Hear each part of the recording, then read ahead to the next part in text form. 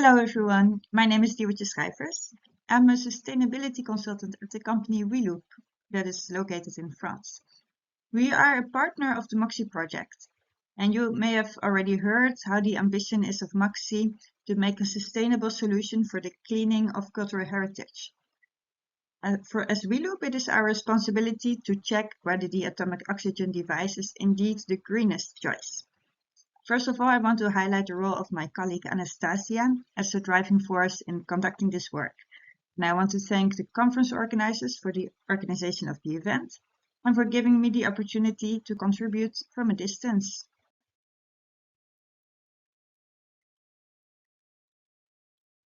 I think by this time you don't need much introduction to the atomic oxygen device, so I'll keep this short. The atomic oxygen technology works by the production of oxygen atoms via a helium plasma. These atoms interact with organic contaminants on the art objects and remove the contamination in a non-toxic way. This seems like a sustainable solution, but is it? And that is what we aim to assess.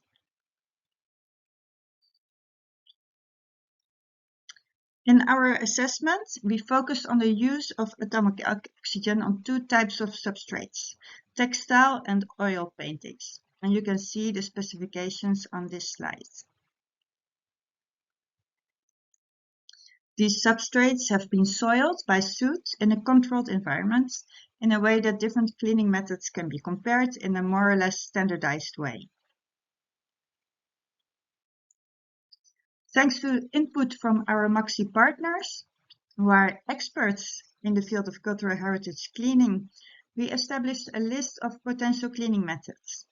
We considered both contact methods, including dry and aqueous methods, and contactless cleaning methods, among which atomic oxygen. We understood that in a cleaning routine, often different cleaning methods are combined or applied consecutively.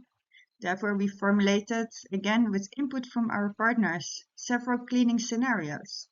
For example, for textiles, we considered that in scenario 1, first a vacuum cleaner is used and afterwards a sponge. We established these scenarios both for textile cleaning and oil painting cleaning. Now you may wonder, how do we compare the environmental impacts of these scenarios? For this, we conducted a life cycle assessment. I will introduce the methodology in the following slides. Life cycle assessment is the methodology to evaluate the environmental performance of a product or a technology, considering all life cycle stages of the product. This starts with the extraction of raw materials to make a product, for example, a vacuum cleaner. Then it includes the manufacturing process of the vacuum cleaner, transport to the user, the use phase where we use electricity and replace filters, and at the end of life, the waste treatment or recycling of components of the vacuum cleaner. During each of these life cycle steps, we check what interactions there are with the environment in the form of emissions and uses of resources. In that way, we can evaluate the total impact of a product throughout a number of different environmental problems, including climate change, water use, and air pollution. In order to make different products comparable, for example, a vacuum cleaner with atomic oxygen, we formulate a functional unit that allows us to determine how much of each product is needed.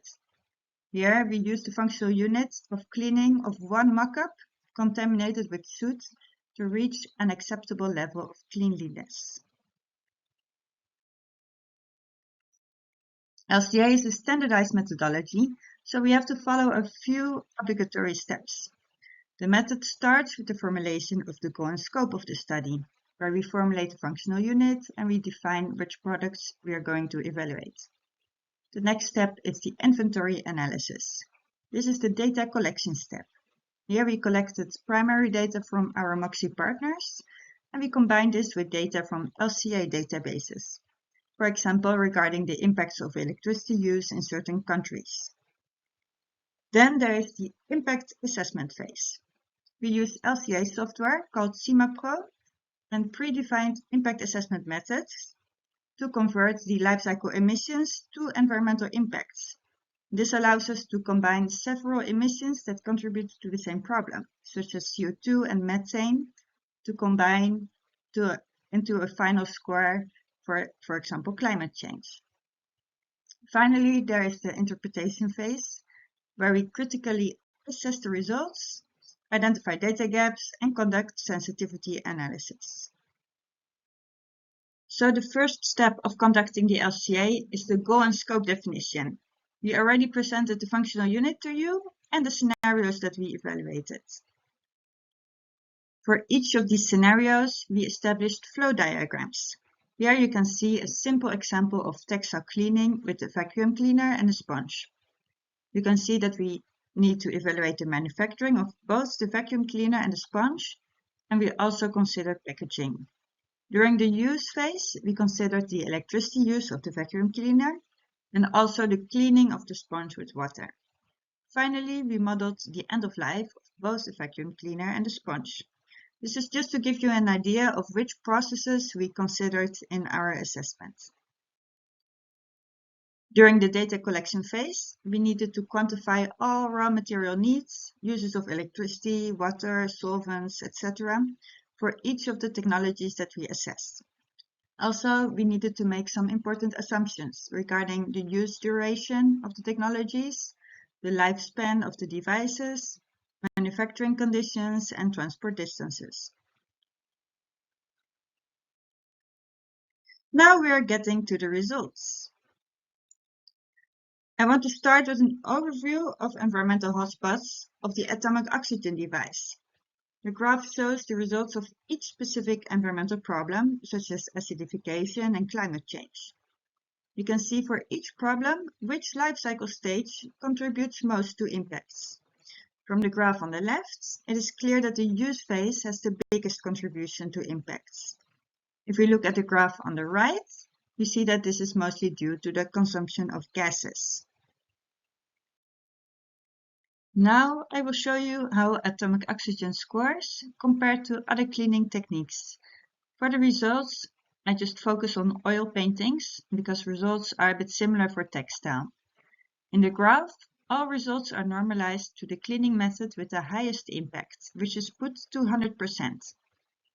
It can be seen that the most impactful methods are supercritical CO2 cleaning, followed by laser cleaning. The most environmentally friendly cleaning options are the use of the Acapad sponge and broomstick.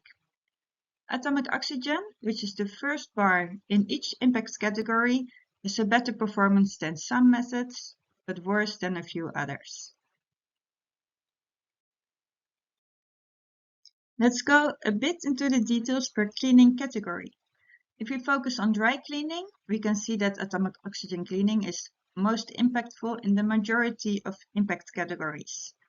The best option seems to be broomstick, which can be used up to 20 times before it's discarded. Just to give you a little bit of context, if we look at the impact breakdown of the broomstick, we can see that they are mostly due by manufacturing and transport. On the right side, you can see how we modeled the manufacturing phase, where we mostly have latex and electricity use as contributors to impacts.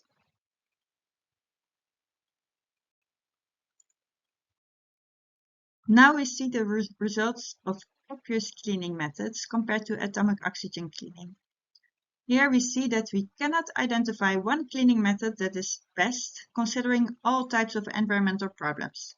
If you focus on climate change, shell soil cleaning seems best, while for land use, water use and eutrophication, atomic oxygen seems preferable. Overall, shell soil has a relatively good performance across many impact categories. Finally, we compare atomic oxygen to contactless cleaning methods. Here, atomic oxygen seems to perform best across most impact categories, except water use and ozone depletion.